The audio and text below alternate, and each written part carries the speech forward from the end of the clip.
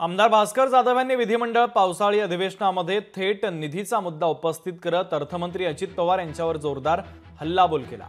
राज्याच्या तिजोरीवर कर्ज होतंय, ज्यानं कर्ज काढलेलं नाही त्याच्या डोक्यावर कर्ज आहे, बोलून बोलून काय कराल, निधी देणार नाही, अरे तो तसाही तुम्ही देत नाही, अशा शब्दामध्ये भास्कर जाधवांनी अजित पवार यांच्यावर जोरदार हल्लाबोल केला।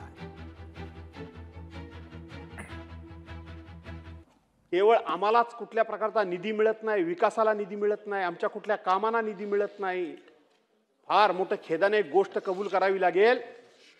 दादा हे राज्याचे अर्थमंत्री आहेत, पण फक्त माझ्या गुहागर मतदारसंघामध्ये गुहागर तालुक्यामध्ये छत्रपती शिवाजी महाराजांचा पुतळा नाही, मी बाकी ठिकाणून पैसे उभे करतोय। मला तुम्ही राज्याच्या तिजोरीतून 10 कोटी रुपयाची मदत करा। माझं पत्र दादांनी घेतलं, दादांना 4-4 वेळा विनंती मी केली, पण दादांनी छत्रपती शिवाजी महाराजांच्या पुतळ्याला पैसे देण्याचा होकार सुद्धा दिला नाही, मान सुद्धा हलवली नाही आणि टसकी मत झाले नाहीत।